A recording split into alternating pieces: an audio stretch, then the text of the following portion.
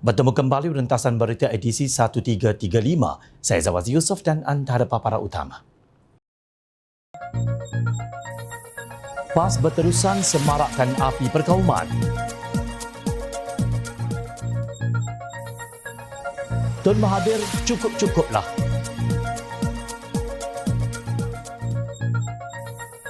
Jangan dijolok, sarang terbuat.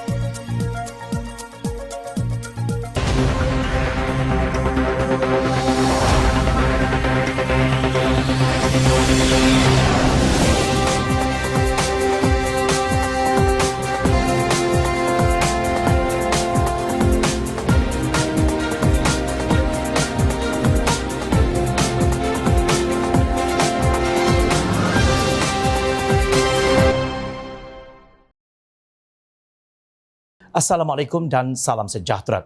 Ibarat bau busuk yang tidak berbangkai, fitnah PAS makin menjadi-jadi. Menteri Belia dan Sukan Hannah Yeoh menyangkal dakwaan seorang pemimpin PAS bahawa Kelantan dinafikan hak menjadi tuan rumah Sukan Malaysia SUKMA 2024 seperti yang tular di pelbagai platform media sosial ketika ini.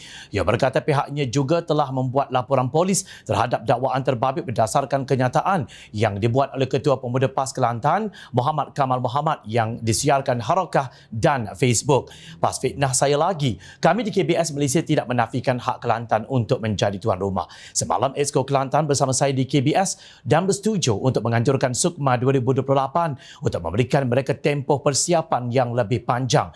Infrastruktur perlu masa untuk dibina, katanya pada catatan Facebook Jumaat lalu. Tegas Yeoh, Sarawak akan menganjurkan SUKMA 2024 diikuti Majlis Sukan Negara bagi SUKMA 2026. Ia memetik kenyataan Muhammad Kamal yang mendakwa Kelantan dinafikan haknya apabila KBS menarik balik penggiliran SUKMA kepada Kelantan pada tahun 2024 dan ditukarkan dengan pemilihan kepada Sarawak. Menurut Muhammad Kamal, penukaran tersebut berlaku kerana Yeoh merupakan Menteri DAP yang sememangnya terkenal dengan guna kuasa dalam senyap. Anak muda Kelantan akan catitkan penafian giliran SUKMA ini dalam sejarah politik atas terma kuasa dan penafian hak terhadap Kelantan. Untuk kesekian kalinya, Kelantan kekal satu-satunya negeri yang tidak pernah diberikan hak menganjurkan SUKMA, dakwa pemimpin PAS itu. Dalam perkembangan berkaitan, Ketua Pengarah Majlis Sukan Negara MSN, Ahmad Syapawi Ismail, menyifatkan penularan info tidak benar itu sangat tidak bertanggungjawab. Segala kenyataan itu menyimpang daripada hakikat dan iltizam jawatan kuasa tertinggi SUKMA bagi memastikan semua negeri berpeluang menjadi tuan rumah SUKMA. Keputusan bersama itu dicapai hasil perbincangan di antara saya bersama pengerusi jawatan kuasa belia, sukan dan badan bukan kerajaan NGO Negeri Kelantan, Wan Roslan Wan Mahat, dan diluluskan oleh jawatan kuasa tertinggi SUKMA yang bermesyuarat pada 16 Mac 2023. Katanya dalam satu kenyataan hari ini, Ahmad Syapawi berkata keputusan supaya Kelantan menjadi tuan rumah SUKMA 2028 bagi memberikan masa tambahan kepada kerajaan negeri menyiapkan kemudahan penganjuran tamasya sukan kebangsaan itu. Setelah fitnah ini bermaharajalela disebar luas oleh para walaun PAS dan penyokong Perikatan Nasional, akhirnya kerajaan Kelantan akur dengan keputusan mesyuarat jawatan kuasa tertinggi Sukan Malaysia SUKMA yang memutuskan negeri itu akan menjadi tuan rumah tamasya tersebut pada tahun 2028. Fitnah sudah tersebar, nama Menteri Hannah Yeoh diburukkan dengan sehina-hina komen para walaun dan kini Ketua Pemuda PAS Kelantan Muhammad Kamal tersenyum riang kerana berjaya menyebab fitnah dan membakar api perkauman demi kedudukannya. Pengerusi Jawatan Kuasa Pembangunan Belia Sukan dan Badan Bukan Kerajaan NGO Negeri Kelantan, Wan Roslan berkata pihaknya juga tidak akan melakukan bantahan terhadap keputusan tersebut. Jadi kenapa Ketua Pemuda PAS Kelantan yang lebih sudu daripada kuah? Keputusan dibuat pada Khamis, Kelantan akan menjadi tuan rumah SUKMA 2028. Namun perincian mesyuarat berkenaan tidak boleh didedahkan. Alasan Kelantan ditangguhkan menjadi tuan rumah kena tanya Menteri Belia dan Sukan Hannah Yeoh sendiri. Namun begitu persiapan untuk menjadi tuan rumah SUKMA 2028 akan diteruskan, katanya. Dan berkata demikian ketika ditemui pemberita selepas hadir mesyuarat agung Pemuda PAS Kelantan kali ke-64 di Kota Baru Kelantan Sabtu lalu seperti dipetik portal Majority. Sementara itu mengulas mengenai Hannah yang membuat laporan polis berikutan kenyataan Ketua Pemuda PAS Kelantan Muhammad Kamal yang mendakwa hak Kelantan kerajaan untuk menjadi tuan rumah pada 2024 dinafikan. Wan Roslan berkata mungkin berlaku salah faham dalam kenyataan yang dikeluarkan oleh Muhammad Kamal. Kenyataan yang dikeluarkan oleh Ketua Pemuda menggambarkan anak muda begitu teruja supaya Sukma diadakan di negeri Kelantan. Bila mungkin bimbang tamasya ini tidak diadakan di Kelantan kerana negeri lain telah menjadi tuan rumah 2 kali. Jadi saya rasa tidak timbul masalah sekiranya berlaku kesilapan dalam kenyataan itu. Sepatutnya kenyataan Ketua Pemuda itu diperbetulkan, katanya.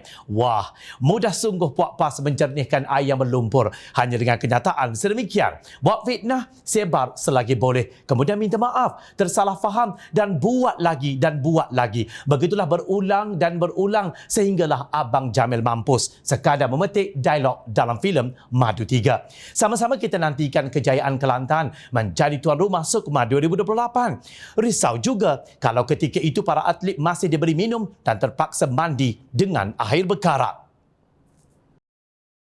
Bekas Perdana Menteri Tun Dr. Mahathir Mohamad menyifatkan kerajaan perpaduan takut dengan bayang-bayang sendiri berdasarkan tindakan yang diambil mereka ketika ini, termasuk menghalang Perhimpunan Proklamasi Melayu yang sepatutnya disertai olehnya. Perkara itu dakwa Dr. Mahathir jelas apabila suara ketidakpuasan hati rakyat dilihat sebagai satu bentuk ancaman.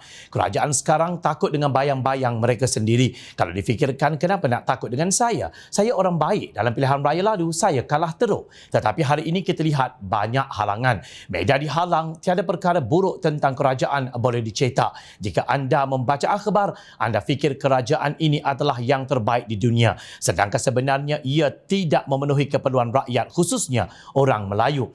Mereka tidak peduli apa yang berlaku kepada Melayu. Apa yang mereka laungkan ialah ini negara berbilang kaum dan bangsa terbaik akan menang. Kita mahu orang ramai dimaklumkan tentang apa sebenarnya yang berlaku dalam negara. Jika kerajaan fikir apa yang kami katakan itu tidak benar, sila buktikan, kata Tun Mahathir dalam satu sidang media khas Ahad lalu sebagaimana dipetik Sinar Harian. Dr. Mahathir menambah kerajaan menampakkan diri mereka sebagai hero melawan rasuah, namun perang yang dilancarkan hanya ditujukan khusus untuk parti lawan. Kerajaan tumpu parti lawan seolah-olah dalam kalangan mereka tidak ada terlibat rasuah, sedangkan kita tahu mereka terlibat. Bukan main hero nak lawan rasuah, tetapi tidak lawan diri sendiri kerana mereka tahu dalam kalangan mereka pun terlibat. Inilah keadaannya. Sebab itu kerajaan tak benar sesiapa pun tegur mereka, termasuk kumpulan kita. Kita rakyat Malaysia berhak menegur, tetapi kerajaan bukan sahaja tidak bagi tegur, tapi nak tangkap dan sumbat dalam penjara, ujarnya. Sebagai respon, Perdana Menteri Datuk Seri Anwar Ibrahim menyelar kenyataan itu yang dilihat mengeluh dengan nasib orang Melayu, malah mendakwa kononnya golongan itu tertindas di bawah pentadbiran kerajaan perpaduan. Anwar juga Presiden Parti Keadilan Rakyat PKR hanya memberi gambaran dengan angka 22 tahun dan 22 bulan yang merujuk kepada tempoh pentadbiran. Namun sebagai rekod, sekiranya merujuk tempoh pentadbiran bekas Ahli Parlimen Langkawi Tun Dr. Mahathir selaku Perdana Menteri, iaitu selama 22 tahun ketika bersama Barisan Nasional BN menerusi UMNO dan 22 bulan bersama Pakatan Harapan PH. Ada orang sekarang setelah 22 tahun dan 22 bulan pegang kuasa, sekarang mengeluh mengenai Melayu hilang segala-galanya, hilang harta, hilang saham. Bagaimana tidak hilang kuasa orang Melayu kalau kamu membolot untuk keluarga dan anak-anak, dan sekarang bila hilang kuasa, kononnya mula bicara soal rakyat. Jangan perbodohkan rakyat. Rakyat harus bangkit mempertahankan hak mereka, kata Anwar seperti dipetik media. Sebelum ini, Dr. Mahathir dilapor memberi amaran bahawa kaum Melayu akan hilang kuasa sepenuhnya di negara ini selepas 2 kali pilihan raya umum PRU ekoran suasana politik ketika ini yang menurutnya kekuatan dominan bangsa pribumi tersebut semakin teruk terhakis. Sementara itu, Anwar turut memberi peringatan kepada Tun Dr. Mahathir supaya berhenti daripada terus memperbodohkan rakyat dengan pelbagai tuduhan yang sengaja direka-reka. Antaranya menuduh kerajaan perpaduan sekarang kononnya telah mengabaikan hak Melayu sehingga ada pihak menyifatkan hak dan kebajikan kaum itu terbiar di bawah pentadbiran kerajaan. Tun Mahathir dilihat terus mengasak dan menyerang Perdana Menteri. Pelik sungguh. Apakah dosa Anwar Ibrahim kepada beliau? Kita pun cari jawapan sehingga ke saat ini. Seperti modus operandi lama yang diguna pakai, maka isu sentimen Melayu sekali lagi digunakan. Kali ini tokoh tersebut terlibat dalam usaha mengadakan pertemuan yang dipanggil Perhimpunan Proklamasi Melayu. Setiap kali tokoh ini tersisih dari arus politik negara, dia akan menggunakan kartu atau kad kaum untuk dia kekal relevan. Jom channel ingin bertanya kepada Tun Dr. Mahathir. Beliau telah menjadi Perdana Menteri selama 22 tahun kali pertama. Apa yang beliau telah buat untuk orang Melayu biasa, kecuali kapitalis-kapitalis, kroni anak pinak dan para sahabatnya sendiri? Sekali lagi, pada tahun 2018, beliau telah diberi peluang menjadi Perdana Menteri selama 22 bulan. Kenapa tidak dibuat segala dasar dan program untuk membela nasib orang Melayu? Kenapa sekarang hendak bercakap membela nasib orang Melayu, sedang peluang telah diberi dengan luas sehingga lebih 2 dekad kepadanya sebagai Perdana Menteri? Anwar Ibrahim baru 4 bulan jadi Perdana Menteri. Mana kepentingan orang Melayu yang telah digadai Anwar? Jawapannya tiada. Kepada Tun Mahathir, usaha bermain api nanti terbakar negara sendiri. Cukup-cukuplah. Namun sebagai rakyat, jasamu tetap kami kenang. Perdana Menteri Datuk Seri Anwar Ibrahim mengesahkan bekas Menteri Keuangan Lim Guan Eng tidak pernah membatalkan pengecualian cukai yang diberikan kepada Yayasan Al-Bukhari sepanjang kira-kira 2 tahun memegang jawatan itu bermula Mei 2018 lalu. Justru jelas ahli Parlimen Tambun itu lagi, dakwaan yang mengaitkan Guan Eng yang juga ahli Parlimen Bagan terlibat dalam pembatalan pengecualian itu juga tidak tepat sama sekali. Kerajaan mengesahkan dari rekod Kementerian Kewangan bahawa YB Bagan semasa menjawat Menteri Kewangan tidak pernah membuat sebarang pembatalan kepada kelulusan percukaian. Sebelumnya didakwa diberikan kepada Yayasan Al-Bukhari. Maka dakwaan yang dibuat bahawa beliau membatalkan pengecualian adalah tidak benar.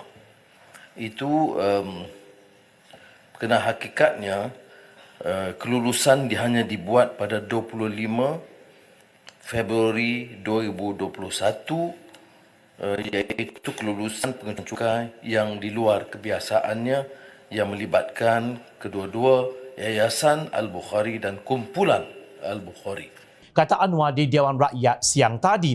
Dia berkata demikian ketika menjawab pertanyaan Chaki Chin, PH Rasa, yang memintanya menyatakan sama ada Guan Eng telah membatalkan pengecualian cukai ke atas Yayasan Al-Bukhari ketika masih memegang jawatan Menteri Keuangan sebelum ini. Saya meminta Yang Amat Berhormat Perdana Menteri menyatakan sama ada YB Bagan semasa beliau menjawat jawatan Menteri Keuangan daripada Mei 2018 sehingga Februari 2020 telah membatalkan pengecualian cukai kepada Yayasan Al-Bukhari dan sebabnya pembatalan dibuat oleh lembaga hasil dalam negeri jika ada. Bilakah pembatalan pengecualian cukai buka kuasa dan dipulihkan semula? Apakah jumlah kewangan yang diterima oleh Yayasan Al-Bukhari dan manfaat kepada kerajaan persekutuan daripada pengecualian cukai tersebut? Terima kasih. Sementara itu menjawab soalan tambahan Ki Chin mengenai pembatalan sesuatu pengecualian cukai di bawah bidang kuasa Menteri Keuangan atau Lembaga Hasil Dalam Negeri LHDN. Anwar menjelaskan ia di bawah kuasa mutlak Ketua Pengarah LHDN. Memang kuasa pengecualian cukai bukan kuasa Menteri Keuangan atau Perdana Menteri, tetapi ia kuasa mutlak Ketua Pengarah LHDN, katanya. Berani kerana benar, kenyataan Perdana Menteri sekaligus membawa maksud bahawa bekas Perdana Menteri Tan Sri Mahyadin Mat Yassin sebelum ini berbohong kepada rakyat dan negara. Adakah Mahyadin bersedia menyanggah kenyataan itu? Dipersilakan dengan penuh hormat. Kami sebagai rakyat hanya mahu mengetahui yang benar dan sahih sahaja. Fitnah dan pembohongan kami tidak berminat. Jika anda masih ingat, sebelum ini dilaporkan bapa perutusan khas yang kononnya mesra dipanggil Abah mendakwa Guan Eng sebagai individu yang bertanggungjawab terhadap keputusan mengenakan semula cukai ke atas Yayasan Al-Bukhari. Ujar Mahyadin selepas Pakatan Harapan PH mentadbir negara pada Mei 2018, LHDN enggan melaksanakan pengecualian cukai yang telah diberikan sebelum ini. Susulan itu, pada 15 Mac lalu, Guan Eng melalui Tuan Gauk telah menghantar surat tuntutan kepada Mahyadin yang juga Presiden Parti Peribumi Bersatu Malaysia Bersatu supaya menarik balik kenyataan dan memohon maaf berhubung tuduhan yang mengaitkan beliau dengan pembatalan cukai kepada yayasan itu. Surat tuntutan itu turut menyebut Mahyadin didakwa mengeluarkan kenyataan mengaitkan Guan Eng sebagai individu yang terlibat membatalkan pengecualian cukai kepada Yayasan Al-Bukhari ketika menjadi Menteri Keuangan sebelum ini dalam 3 kenyataan berasingan. Sarang tebuan tuan jangan dijolok. Mahyadin yang juga ahli Parlimen Paguh, dia beri tempoh 7 hari bermula Rabu 15 Mac untuk menarik balik kenyataan serta membuat permohonan maaf secara terbuka selain tidak mengulangi dakwaan itu. Sekiranya tuntutan itu gagal dipenuhi dalam tempoh ditetapkan, tentuan GAU bagi pihak Guan Eng akan memfailkan writ saman bagi memulakan prosiding undang-undang terhadap Mahyadin. Dalam satu kenyataan, pada 12 Mac 2023, Mahyadin menegaskan beliau tidak akan sesekali menarik balik tuduhan itu kerana mendakwa beliau mempunyai maklumat yang sahih berhubung dakwaan yang dibuat. Mengapa saya perlu menarik balik tuduhan itu? Saya cabar dia untuk jelaskan apa sebenarnya berlaku sebab maklumat yang sahih saya terima. Katanya seperti di petik media, sama-samalah kita saksikan siapakah yang benar dalam isu ini. Jangan nanti ombaknya kedengaran, pasirnya tidak kelihatan. Pesan orang tua-tua, usah mencabik baju di dada, terbuka pekung di ludah orang. Ingat, rakyat sedang menanti dan akan sentiasa memerhati. Teruskan bersama kami di Jom Channel dan layar reporter jomchannel.net untuk mendapatkan berita politik tanah air. Saya Zawazi Yusof, terima kasih untuk perhatian. Assalamualaikum, salam sejahtera. Kita jumpa lagi.